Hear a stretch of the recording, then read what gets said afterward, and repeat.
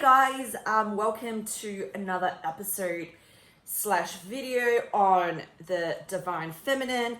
So this is going to be the theme of August, just because I think I definitely feel that inner calling, and it has become really strong that it is part of my soul purpose to share my work out with the world. And it's really interesting because when I first went through my own divine feminine awakening a year ago, so it was June last year, I was first kind of it first came into my quantum field, or first came to my awareness probably around March 2019. But I was kind of like just dabbing into it, just reading much more into it. But it was until June last year where I really kind of did the work on healing and just really discovering the true magic that lies within the divine feminine. And when I went through that journey, I was very gung-ho and certain about how I want to, share this work out to the world. I want to help women step into the power by stepping into the divine feminine. But because of various reasons and, the lack of certainty, the fear of not being enough, the fear of rejection, the fear of who the fuck needs this, and just all the self-doubt that comes along with it, I've kind of took a step back on it and continue working on my marketing business and, kind of dabbing it here and there. And the reason why I'm sharing this thought process is because, this is part of the discovery and the journey of like really stepping into your true power. And because of the years and decades of conditioning that we had, that you're going to go through this stage of like, going through both end of the spectrum and not really knowing where your next step is, because it would be, taking the next step forward is way too scary, and you haven't built that self-trust, that just complete trust and surrender to know that as long as you're speaking your truth and living through to your purpose, everything is going to be okay. So what happens is that your reptilian brain or your ego is going to want to take a step back to your familiar zone. So what I call that is that luminal stage of like, that is where you need to be at, but then it's just way too far out. There's way too much uncertainty, and the trust that you have is not quite there yet, and it's okay. And I went through that probably, I think, really throughout 2020, because I had this strong calling within me when I went through my own awakening, but I was rejecting it. And it's also something that many of us women might do, is that we reject our own intuition, we reject our own gut feeling, we reject our own feelings because it doesn't make sense. It's not within the box that we've created out for ourselves. It's not within that logic that we have. And, as someone that used to take pride so much on my intelligence or my knowledge or my mind, because that was what I was so used to as a way to prove myself growing up as a kid, my being expressive and being me didn't really get me anywhere. In fact, it made me kind of like an outcast, where I didn't have many friends, where I was always the one that is left out, which means that I have attached a lot of self-worth and identity towards being a high achiever, especially academically, which means because of that, anything that doesn't make sense, make logical sense, I have this like subconscious pattern that I just reject my intuition. And intuition and the inner knowing is one of the most powerful gift that we have as a woman, that motherly instinct, that wild wolf instinct. And also, if you are into human designs, my authority is splenic, which is that animal instinct. And having myself rejecting that throughout my life, and even through my own awakening journey, and just because it doesn't make sense, and just because I haven't built up enough trust for myself, knowing that everything is going to work out the way it's meant to be, means that yeah, like you're kind of in this limbo of like, should I step into who I am, like I really am, or should I go back to what I've known for? Because who I really am, that's a really big unknown zone. So that is part of the journey.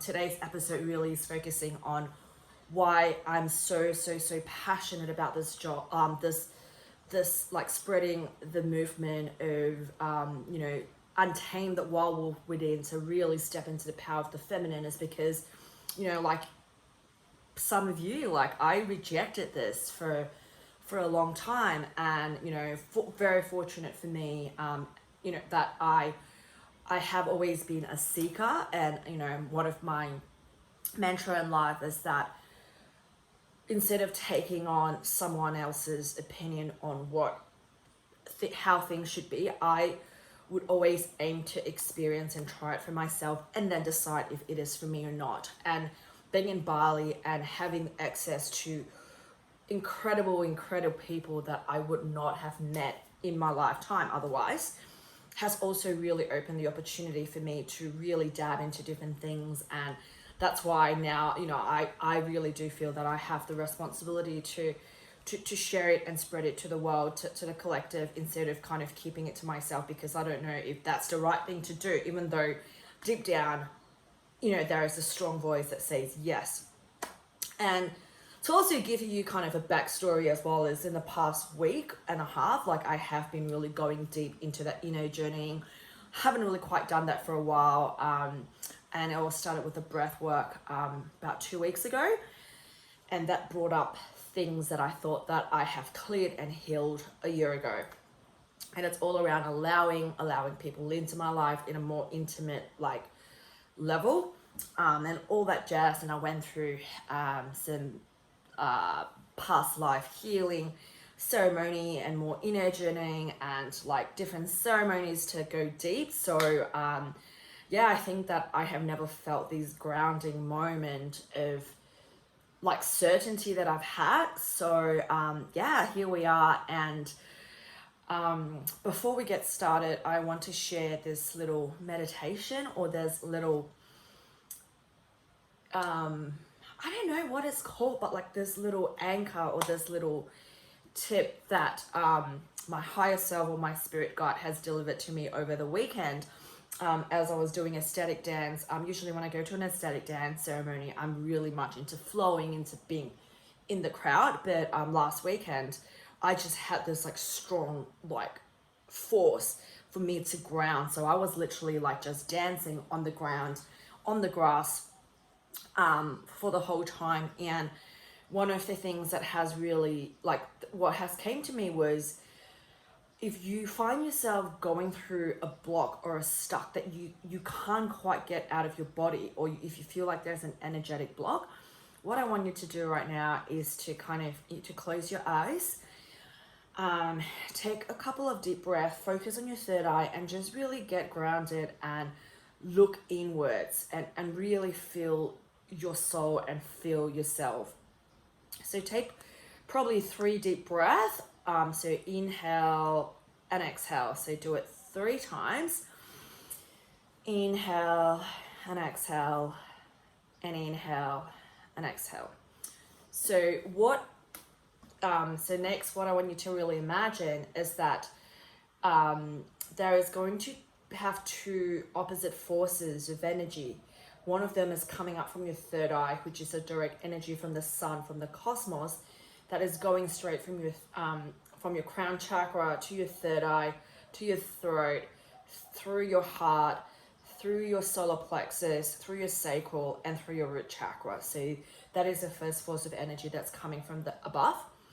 And now I want you to imagine another force of energy that's coming from the ground. So, it could be the grass, it could be Mama Earth, it could be the sand. Just imagine there is an opposing force that's coming from the ground, from like the backbone, from the core of the planet, coming straight to you from your root chakra to your sacral, through your solar plexus, through your heart, through your throat, through your third eye, and coming up through your crown chakra. So it's going to be like two opposing forces, one coming from the top, one coming from the bottom.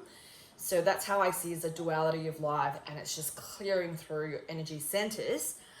And then that's going to come this meeting point on your heart center, and any block energies or anything that's kind of holding you back, any negative thoughts, any negative feeling, it's all going to meet here. It's going to kind of like, you know, when you have a paper that you're about to chuck into the trash, just kind of like roll it up like a bunch of like a ball of trash, which is a ball of your unwanted and negative energy. And as you exhale, it just comes out from your heart and burn into flames, just like the rising phoenix. So that came to me on Saturday, and it has been like an anchor point for me to really clear the energy, and I just felt cool to share with you here. So give it a go and let me know how you feel after that. But without further ado, let's come straight into why feminine energy is so important, and why it is the future of humanity, and why it is so important it is for all of us women to really recognize the power that we have, to rediscover the power that has already always been within us, and how to step into that power. So one of the things that, you know, I realized that when my coach Nico first introduced this whole, you know, be more feminine, trust yourself and all that, and I'm like, no, I am good. You know, I am confident, or at least I thought I was from the outside. You know, I had my shit together. Like I just came from the gig of my lifetime. I'll leave that story down below. I actually share my blog. Like my client flew me to Singapore for a 2-day event and paid me extremely good money, put me up in a 5-star hotel. Like it was great. And, you know, I had the freedom that I wanted because of the business that I've built. I had everything. So I was like, what do you mean I need more confident? And, you know, he was like, you need to trust yourself more. I'm like, what do you mean I don't trust myself? You know, number one sign of like needing to work on something is that when you're resistant towards the idea, when you go, no, I don't need it, before you actually listen further. So there was an interesting, like, and he was like, no, you're going to trust yourself. Like you're guarding your heart. Like it's the most important and precious thing in the world, and it is. But when you're not letting people in, you're kind of holding yourself back from giving love and all that as well. So there was the first encounter, and you know, because I was in Bali, I was in that great mode. I'm like, okay, what do you mean by that? And we went on into trust and surrender. And for those of you who don't already know, I came from a very corporate background. So I was an accountant for about 5 years before I moved to corporate marketing, and I was working like in cross-functional units. So I was very analytical, I was very functional, I was very operational, you know, like just getting shit done, which I think many of you women can relate to.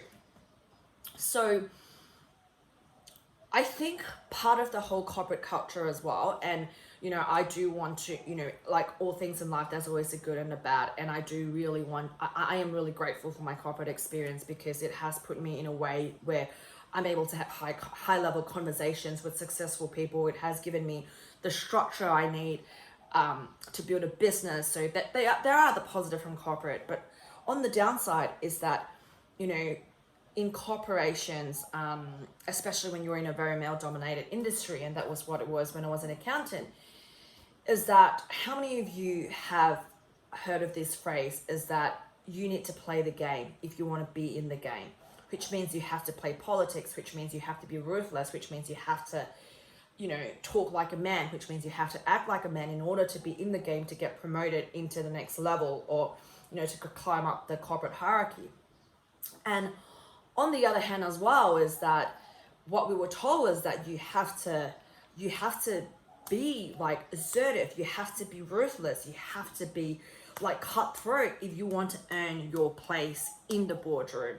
Because how many times, you know, when you try to raise an opinion and you get shut down by like, hey, don't be too emotional about it now.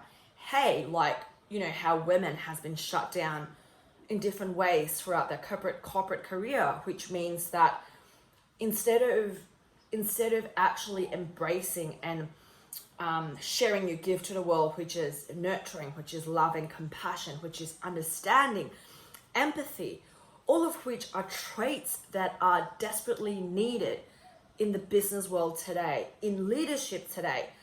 Yet all the powerful and incredible women like you and I, somewhere along the lines, have been taught by the society, have been taught by the systems on what we need to do in order to earn our space, which means that we are suppressing the give and the strength that we have and take on the not so good strength, or we can call weakness, where we build a business, where we build a team based on power and fear. And I don't know about you, but in my corporate career, or even after, unfortunately, some of the not so good experiences that I've had with my managers or my superior are usually women. And I guess it's kind of how it works, right? Like, the partners, the CEO are men, and then they have layers of managers which they have trained and influence for them to be just like them so that they can control people like us. And true sisterhood is about supporting each other. It's about co-creating with each other. It's not about competition. It's not about tearing each other down in order to get to the place that you need. And that is part of the culture. That was part of the system. That's part of what the society has created for us. And if we really go deep down to who we are as women or who we are as humans, that is not our intrinsic characteristics. Love and connection is what our true power is as women. And the reason why I make a strong point of this is because, especially if you've been in the corporate world for such a long time, it really is such a condition, like, it's so conditioning you. It's almost like, okay, I can't be emotional because it is going to make me weak. And there is going to be there's going to be a transition phase where when you start learning to tap into emotions, when you learn how to feel again, there is going to be this like conflicting thoughts or like space that you're in. Is like, am I being weak now? Like, why am I feeling all these emotions? And once you come out of the other side, you realize that you have so much to offer, and you can still be the leader you're meant to be, that you can still make the impact that you're meant to make, or you're here to make, by simply being yourself, by simply tapping into who you are, the core of who you are as a woman, without having to be like fucking bitchy about every single thing. And I said that because I used to be one of those bitches where, like you have to play the politics, where you end up being in this state of like, yeah, fuck this shit, like, being in that, I'm like, yeah, I'm not going to be emotional about you. I know how to play the game and all that stuff. And does it serve anyone? I don't know. Like, maybe I might hit the KPIs. Maybe I have great like planning or like strategies and stuff. But am I empowering others?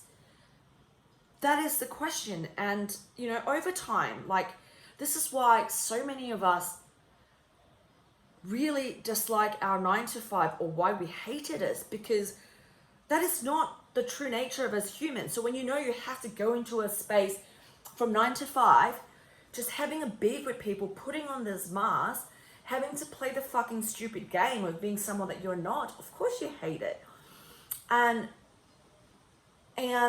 this is why it is so important for women, especially women leaders, especially women in managerial position, especially women that are executives in businesses, or even men, to know that when you actually step into your true power, when you lean into the traits that were given to you when you were born, nurturing, compassion, empathy, understanding, intuition, expression,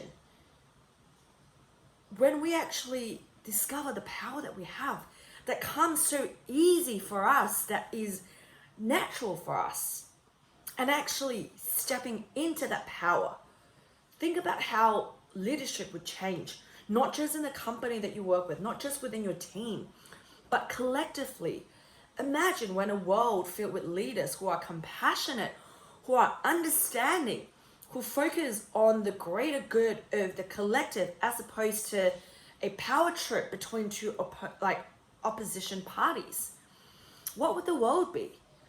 And one of the biggest lessons I've learned on my own journey in stepping into my feminine power is also the ability and the beauty of expression, because I have always been a great communicator. First, being a manifestor means that I have a defined throat to be able to voice out. And also, being in corporate, I think that is one of the, I guess, the bright side from corporate, that it teaches me how to communicate clearly to reach an objective. And that works well with corporate world. But communication is not the same as expression. Communication really comes from your thinking brain. It really comes from your mind. It comes with the objective of wanting to get a point across or to hit an objective. It's like, okay, I'm going to have a meeting with my team because we want to work out what the strategy is for the next week. We want to work out what's working, what's not working. Communication. And many of us, especially if we are like successful type A women, communication is not a problem. Like, we are fucking good at that. If we need to go and have an argument, if we need to defend ourselves, great. But what we don't realize is that many of us are actually really bad with expressing ourselves. And how is expressing ourselves different from communicating? So expressing ourselves really is expressing how you feel. So it comes from the heart. It doesn't have an expectation on how this communication or how this expression is going to turn out. It's merely just speaking your truth. And that is something that I find it very challenging. And it is what is lacking in today's leadership. I have worked with HR companies. I've worked, in management roles. One of the biggest struggle is employee engagement, building connection with your team. And let me tell you this, it doesn't matter how great your AI technology, how great you are in measuring your employee engagement. You can get all the data you need, but it's not going to build the connection between you and your team until you as a leader is able to express feelings. Until you as a leader is able to express yourself in a way that build trust and connection between you and your team. And it's up to you as a leader to be able to hold space for your team, for them to be vulnerable, for them to express themselves. And if in a culture where there is no space or freedom for one to express themselves, how would your team or your people is going to open up and express themselves? So those are the reason why it's so important than ever that us women really recognize the power that we have and the change and the impact that we're able to make if we stop trying to take on all these masculine traits that we have been programmed with, we have been made to believe growing up, that if we want success, if we want to be recognized, if we want to be known for, that those are the things that we should do, and forgotten what was given to us naturally. What is our birthright? What would actually make the biggest impact when we actually step into? And because it's part of who we are, and because it's the core essence of the feminine energy, it's actually not that hard. Why do you think it's so hard for us sometimes to be assertive, to be so logical? Because that is not who we really are. And this is the whole reason why I feel so passionate about this, because I was on the other end of the spectrum, and I was very hesitant and what's the word? A little bit I was a bit not doubtful. There's a word for it, but I just missed it. I was a bit hesitant. Let's keep it with hesitant. That's a word that I can't think of right now.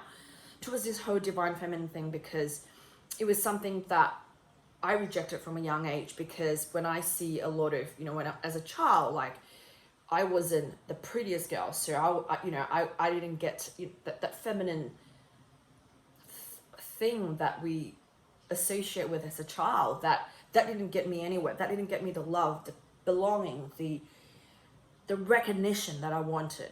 Fuck, that was very hard to actually say it out loud. And one thing about, when you're getting more in tune with your feminine energy is when you realize that you find it hard to express in words and saying out loud. That usually is a sign that there's a part of it that you're still rejecting within yourself. So that's a really good GPS to tell that. But yeah, I was very hesitant towards that. I was a bit like, is it gonna work? Like, I don't need this. I was very skeptical. That's still what I was going for. I was really skeptical towards that. But the change has been transformational. Like, it is insane. I mean, before that, I barely cry. Probably cry like once or twice a year. And usually I have to watch a rom-com to get into that mode. And, one of the things why we find it hard to cry is because we have numbed those emotions. We have like built these really strong masculine shield to protect us. And one of the biggest things that I have gotten from that whole awakening and healing journey is that I have cried so much in that month or two when I was in Bali. So I was there in June and July and then went back to Sydney in August. Fuck, I was crying like almost every single day. It was like all this emotion that I have been holding in my body for the past 30 years of my life are all coming out. And one of those cry sessions where you just feel like you're purging, but you're not actually spewing food, but like it's just when you cry.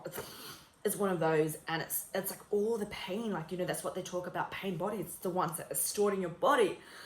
And really, when you open yourself up to feel, which really requires you to feel the pain, you also open your eyes up open your heart up to feeling the good. And I remember, like, before I left in July last year, I went to catch a sunset at Echo Beach at that time, and sunset was my thing. And I just had this great sense of gratitude, like the ones that you can feel straight in your heart. It's like one of those feeling that you can just feel. And I just started tearing, like tears of gratitude that, wow, like I get to experience this. Like my heart is open, and I have so much gratitude for Mama Bali, for being there, for holding this space for me to blossom into who I really am. And that was, I remember when I went through that, I was like, wow, this is such a beautiful moment that I never thought that I was capable of feeling. And then, in various occasions where you just have this outward, like just this infinite, like, amount of love that is within you that you just want to give out. To give you an example is that, okay, when you see the waitress, like the servers here, when they're so happy, when they give you a smile, you just feel the love just from a smile from the person that serves you the coffee. Or when you see someone, like when you see someone that's like, when you see, say, a scene of someone helping some others, like you just have this sense of love. And to give you, okay, so this is let me regroup this. So having felt that is also an anchor or a way of me knowing when I'm not connected to my feminine heart. And to give you an example, this actually happened probably a couple of weeks ago, which got me realizing that, wow, fuck, I was getting way too much in my head. Is that I was having my usual sunset walk probably 2 or 3 weeks ago, actually. And I saw two different men. One of them was jogging and the other one was just doing his thing. And they were picking up rubbish by the beach. Two grown men. And it was such a beautiful scene. And this guy was just running and he was just picking up rubbish that he sees. And this is the beauty of like humanity, of pure love, that many of us have seemed to lost touch of. And at that time I was like, that is so beautiful. But then I was aware that I did not feel the surge of love, that feeling like your heart is just so, yeah, that your heart is so full feeling that I know that I would have felt. And that was like a wake-up call for me. Okay, Adeline, you are disconnected from your feminine heart now. And so this is also an example of how when we are tapped into that motherly instinct of ours, I mean, like for a long time I'm like, yeah, no babies for me. But then when you have this unconditional love and this open and awakened heart, it applies to different things in life where you just feel this sense of gratitude and just, it's like your heart is like sparkling and shining with light. And this is accessible and this is available to all of us women. And we are connected more to the divine than the men are. And if we want to also make, help change the world for a better place, to lead the man to a more compassionate path, it starts with us women, because we are connected straight to the divine. I mean, we can push a baby out of our vagina and give birth to new life. So that is something that is really magical. And until you recognize the magic in you, until you realize that you are the magic, you're not going to live life to your highest potential. And I'm gonna this is probably, and then I'm gonna talk more about the shame and guilt in your womb in a separate episode, because that was also a part of my whole awakening healing journey, and it has played a massive role in really being able to find my voice and actually expressing it unapologetically. But the bottom line of this is that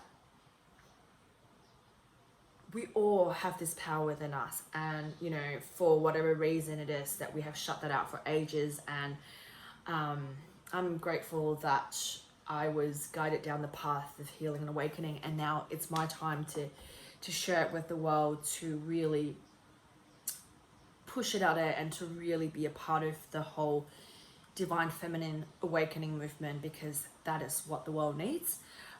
So I'm gonna put together, I have a page on my blog that have all the resources around feminine energy. And if you want to get to know more about feminine energy, of my own experience with the masculine and feminine energy and how to heal them, I have a lot of free resources that I'm going to put them down below or in the show notes. And also, if you're ready to really tap, take your, if you're ready to discover your feminine energy and really start embodying the true power of the feminine, then I do have an 8-week home study program, which is the Feminine Way.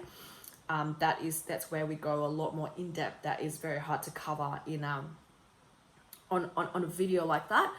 And also I am opening up my group coaching program, which is the Empowered Feminine. So the Feminine Way is more of the discovery and realization of the power that you have within you, and Empowered Feminine, it's more of an integration and embodiment container for you to actually apply that into your life, because self-awareness is one thing, and actually being able to embody and integrate that into your life, that's a different thing. And that's probably the most challenging part, and that's something that many people don't talk about.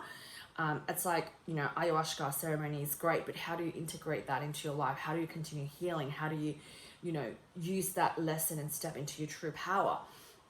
So that is the container for kind of integration work. So that is going to go live, I think, on the 3rd week of August, which I don't have the date right now. So if you're interested, you can definitely jump down into, pop your name down into the wait list as well. And, if you want daily inspiration, content, pep talk on the feminine sexuality and human designs, hit me up on Instagram. I am Adeline. And if you have any questions at all, leave them down in the comments. DM me on Instagram. And just remember that, the power, you have access to all the divine feminine power. All you need to do is being aware of that and activate that. So sending you lots of love, and speak to you guys next time.